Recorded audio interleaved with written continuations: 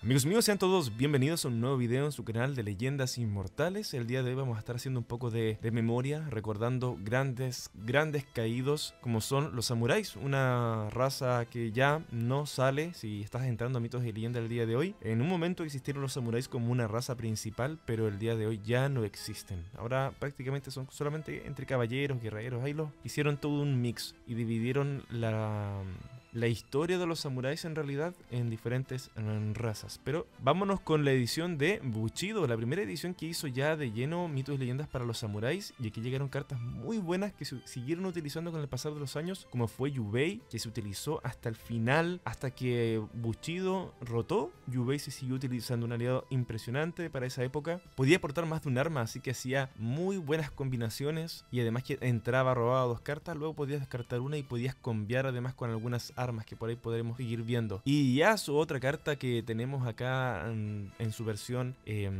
milenaria, porque antes existía otro tipo de versión de las cartas, solamente no estaba solamente las reales, cortesanas, vasallas y mega reales y ultra reales, sino que también estaban la versión milenaria, que podía retomar una carta, tomaba una carta vasalla, una carta cortesana, una real incluso, y le daba una superficie, un relieve y un color diferente a la carta. Así que este aliado era muy bueno, porque era un reclutador de coste para aliados de coste 1, se podía jugar sin pagar el coste, además tenía furia, se le podía colocar algún tipo de arma, hacer daño desde el principio, así que para esa época era un muy buen aliado y que combinaba muy bien con los samuráis. Luego tenemos a Tomoe, también una de mis cartas favoritas, porque yo jugué muchísimo samurai por bastante tiempo, un aliado muy útil porque también los samuráis tenían otra mecánica que se me estaba olvidando, que era el hecho de poderlo jugar al comienzo de la declaración de bloqueo. Era como un bloqueo sorpresivo que tenían los samuráis. No eran muy útiles para bloquear, pero sí para utilizar habilidades de entrada o en guerra de talismanes, así que ahí los samuráis tenían una parte importante de cómo desarrollar su estrategia. Un aliado que era muy bueno porque podía tener mucho control de mesa al ser un removal de coste 2 o menos, así que servía para cualquier carta que cumpliera con ese coste, y Tomoe era una carta excelente. Así que también tenemos, se me olvidaba, también teníamos a Hangaku, también otra carta que se utilizaba bastante, un aliado de coste furia, y en tu fase de dirigir una vez por turno podías jugar un aliado de raza samurai de coste 2 o menos de tu mano sin pagar el coste, pero al final del turno tenías que desterrar ese aliado. Básicamente era un generador de oros todos los turnos para aliados de coste 2 o menos, y eras muy bueno, combinaba bastante bien. Tenías que sacrificar al aliado al final del turno, pero era un sacrificio para la época bastante óptimo. Luego nos vamos a Sol Naciente, una extensión de cartas de 128 cartas, y que samuráis buenos llegaron en esta edición. Habían varios samuráis, la raza estaba tomando recién forma, sacaron bastante, habían vasallos, cortesanos, reales, pero los más destacables a mi gusto eran Toshiaki, un aliado que era bastante útil para controlar cementerio, porque podías desterrar dos cartas de un cementerio cualquiera. Además tenía furia como la mecánica usual de los samuráis. También estaba Kawakami Hengasai, otro aliado que era muy útil porque no puede ser anulado. También lo puedes jugar al comienzo de la declaración de bloqueo, como ya lo habíamos explicado en la edición de Bushido, y cuando entraba en juego destruía un aliado oponente en relación al coste de la cantidad de aliados que tú tengas. Entre más aliados tenías, mayor era el coste que podías destruir el aliado. Además que la gracia es que no podía ser anulado. En ese momento no existían cancelaciones, así que la anulación era la única forma de quitarse los aliados o las cartas que venían entrando en juego. También tenemos como la mega real, tenemos a Honda Tadakatsu, otro aliado muy bueno. Este aliado también se llevaba bastante en el mazo, porque no solamente se utilizaba como en declaración de bloqueo, sino que funcionaba como un finisher, porque cuando entraba en juego, los demás aliados de raza samurai que controlabas ganaban 2 a la fuerza hasta la fase final. En esa época era un bonificador muy alto. Además que los samuráis en general se plagaban bastante, más que nada por Ieyasu, que le entregaba ahí ese reclutamiento a la raza. En esta edición de Sol Naciente también llegó Honjo Masamune, una de las armas más bellas que he visto, una ilustración preciosa de Genso. También la podía jugar en declaración de bloqueo, esta declaración de bloqueo era muy interesante para los samuráis, realmente era muy divertida. En general no se utilizaba tanto por el hecho de que tú gastabas tus recursos y no siempre podías pagar los oros para jugar los aliados, jugar las armas, pero tenías ese factor sorpresa, un arma que entregaba 2 a la fuerza, pero conviaba muchísimo porque podías hacer que el oponente botara dos tres cartas, perdón, cuando entraba en juego, y en tu fase de vigilio, si solamente controlabas samuráis, podías jugar esta arma desde tu cementerio pagando su coste. Así que básicamente tenía que exhumarle el arma con los samuráis, teniendo samuráis. Así que era muy buena, la ilustración preciosa, y se llevaba sí o sí en este mazo. Era un arma muy cotizada porque los samuráis en un momento fueron una de las mejores razas que tenía Mitos y Leyendas. Luego saltamos a Dominio, una de las mejores ediciones de Mitos y Leyendas de todos los tiempos. ¿Y qué samuráis llegaron acá? Llegaron poquitos, no llegaron muchos, pero los que llegaron al menos sirvieron. Tenemos a Ukita Hidei, otro aliado de reclutador, porque podías traer aliados de coste 2 o menos sin pagar el coste, y además que este aliado es indestructible y también lo podías jugar al comienzo de declaración de bloqueo. Seguía con la misma mecánica, pero era un reclutador bastante útil con aliados que se venían más adelante, como era Choki el Cazador. También tenemos a Invencible, un aliado que también se utilizó bastante en los mazos. Se llegó a ver en mazos que podían estar hasta en los top de los torneos. Un aliado que también lo podías jugar en declaración de bloqueo. En respuesta a que un aliado oponente entrara en juego, podías destruir, o un aliado de raza samurai que controlaras, podía ser el mismo, para que ese no disparase sus habilidades este turno. Así que venían a ser los primeros esbozos de cancelaciones, de habilidades, o bueno, Teurgia también estaba acá, pero funcionaba de una manera muy similar al control de habilidades. En esta edición de Dominio también llegó otra arma que fue hecha para los samuráis, y fue Kiyuwonto, un arma que le daba un bonificador bastante alto para la época de fuerza 3, y si estaba en tu cementerio podías desterrarla para buscar un aliado de raza samurái en tu castillo y ponerlo en tu mano. Así que era la combinación perfecta con Yubei, un aliado que te entregaba robo, la posibilidad de cambiar al descartar, y podías descartar esta arma para traer un samurái y no perdías nada, optimizabas recursos a full en esa época. Luego nos vamos a Contraataque, y aquí los samuráis empezaron lentamente a ir disminuyendo la cantidad de soporte que le daban a la raza. Fue muy notorio como el mazo samurái se vino rápidamente abajo, porque solamente le dieron Emperatriz Jingu, si bien seguía siendo un mazo muy bueno, porque tenía aliados de mucho sustento para la época, al ser aliados de coste 1, coste 2, fáciles de utilizar, se plagaban, atacaban, tenían buena sinergia con las armas. Emperatriz Jingu llegó para ser un buscador neto, tanto como aliados como armas, y se llevaban los mazos muchísimo, y bueno, yo también la utilicé bastante. Era muy bueno comenzar con Emperatriz Jingu. Luego de Contraataque nos vamos a Águila Imperial, y esta fue la primera edición en donde no se le sacó ningún tipo de soporte a esta raza. Bueno, era bastante entendible que en una mitología como esta no se tocasen los samuráis, y definitivamente no se tocó ninguno. Luego nos fuimos a Steampunk, un producto especial que también pasó lo mismo que en la edición de Águila Imperial, y tampoco llegó ningún samurái a darle más soporte a la raza. Luego pasó el tiempo y llegó Axis Mundi, y solamente le dieron una carta promocional muy poco utilizable, como fue Príncipe Moriyoshi, un aliado que también se jugaba en la declaración de bloqueo, la misma mecánica, pero un aliado de coste 3. Cuando entraba en juego puedes desterrar una carta de coste 3 o menos, y luego robabas una carta. La importancia de la carta era muy baja para la época. Ya en Axis Mundi las cosas empezaron a cambiar, no fue tan calmada como en ediciones anteriores, y esta carta no iba a ser de ninguna utilidad.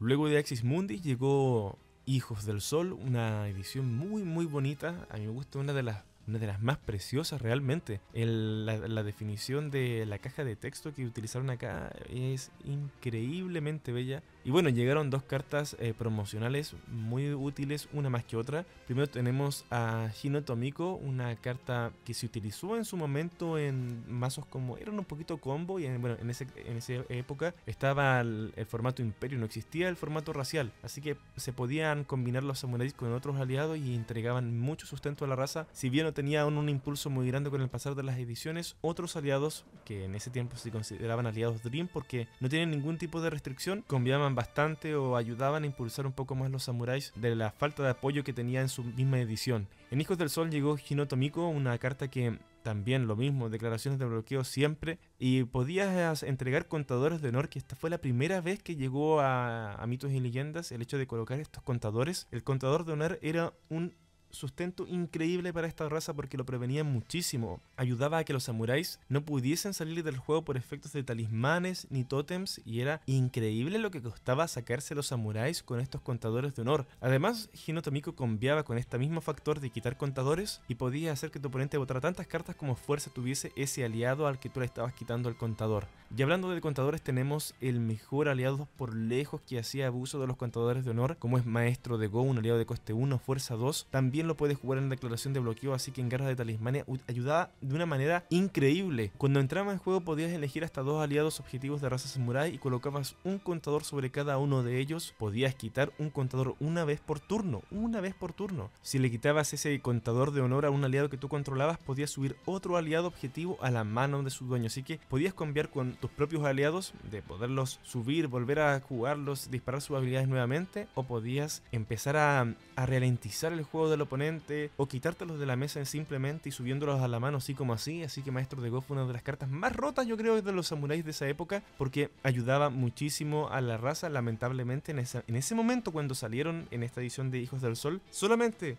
habían 2 cartas que podían entregar estos contadores de honor, solamente estos 2. Aún la mecánica estaba verde, todavía no daba todos sus frutos, pero pasó otra edición, tenía que venir Legado Gótico, y aquí fue cuando las cosas realmente cambiaron para los samuráis y se hizo una mecánica muy buena, y fue cuando empezó a conquistar el corazón de muchísimos jugadores, porque ahora los samuráis venían de lleno con los contadores de honor. Cada aliado samurái entraba con contador de honor o entregaba más de uno, así que se protegían muchísimo, y no solamente entraban con los contadores de honor, sino que podían hacer cosas con esos contadores de honor. Tenemos primero a Sanada Yukimura, un aliado que ustedes ya me imagino que lo recuerdan, muy buen removal, entraba con su propio contador de honor y podías desterrar una carta en función a la cantidad de aliados con contadores de honor que controlabas. También tenemos a Chun Kui, un aliado que entregaba lo mismo, estos contadores de honor. Si bien ya la mecánica de jugarlos en defensa, en declaración de bloqueo, no estaba siendo muy utilizada, sí empezaba a combinarse el hecho de poder quitar, sumar contadores y hacer que se empezaran a potenciar estos aliados. Chun Kui utiliza los contadores de honor para bonificar a los aliados, a Samurai en este caso, porque van a tener estos contadores, y darles 1 a la fuerza por cada contador que iban teniendo, así que era un bonificador bastante bueno. También tenemos a Kiko Yamamoto, una de las mejores cartas de los samuráis de Legado Gótico, un aliado que cuando la vimos llegar dijimos wow, es increíblemente buena, porque en esa época el formato Imperio era el único que existía, se seguía manteniendo la misma tónica.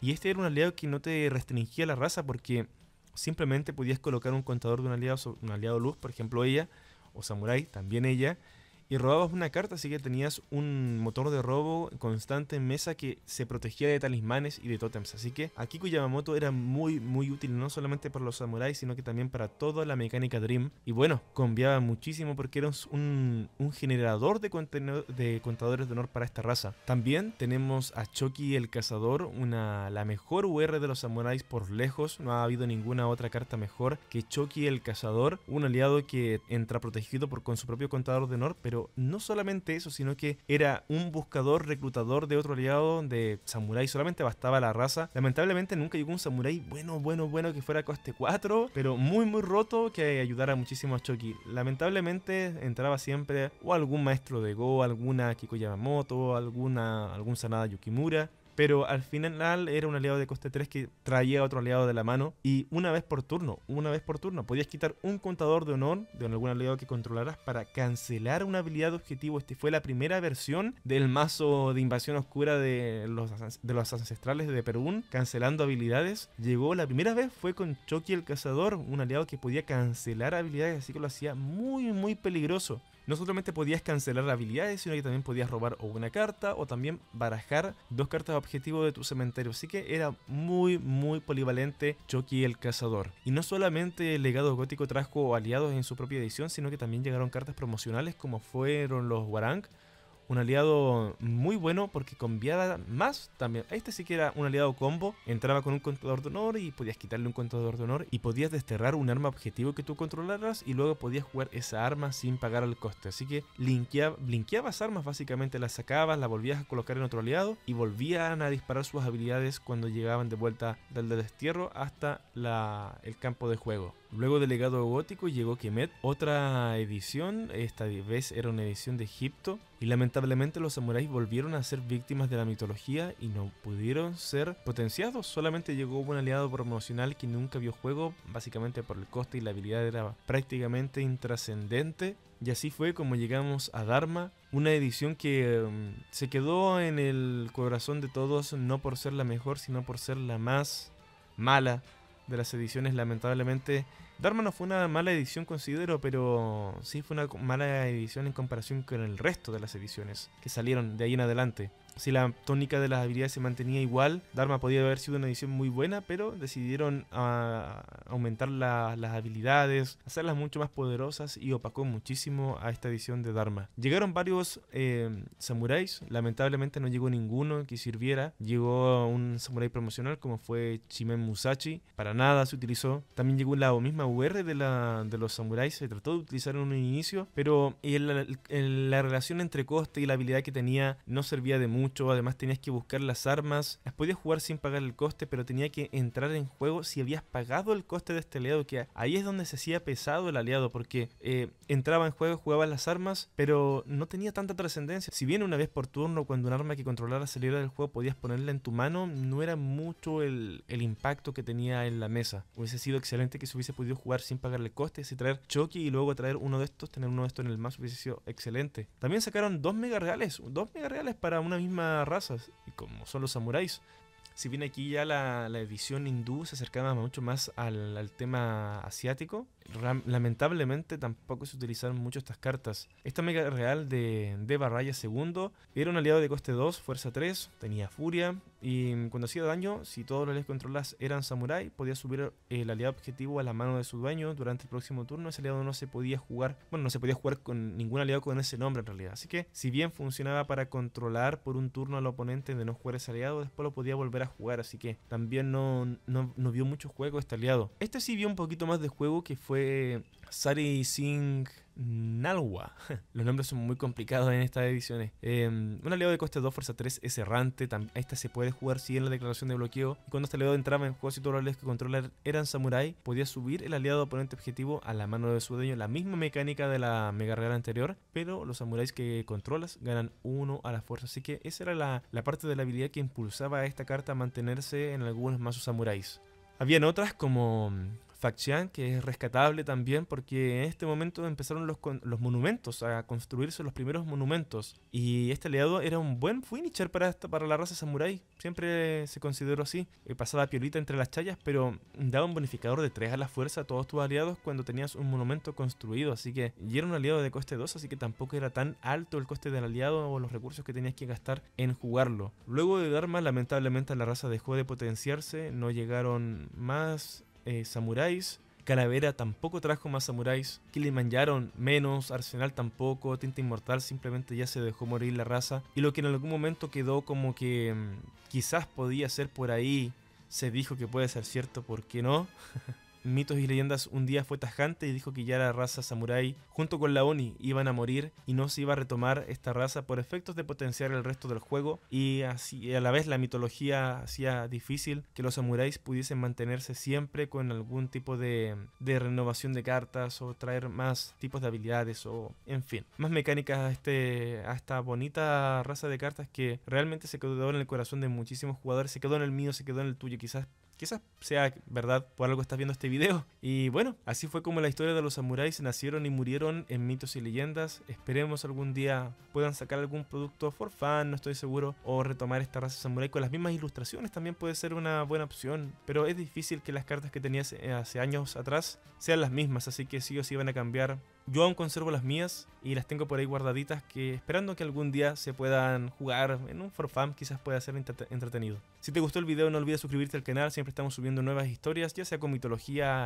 análisis de mazos. También tenemos una sección muy especial que se lanza los fines de semana, que es cómo mejorar mi juego. una sección en donde hablamos de diferentes teorías de cómo mejorar en este TCG de mitos y leyendas, cómo mejorar los diferentes estilos de juego, ya sea control, midrange, agro. Así que pasa por ahí si es que eres un jugador que está iniciándose recién o llevas un tiempo moderado, te va a servir muchísimo. Y no olviden pinchar la fucking campana de notificaciones para que todos los videos que ustedes están viendo ahora puedan ser notificados en sus teléfonos o en sus computadores cuando inicie su sesión de YouTube.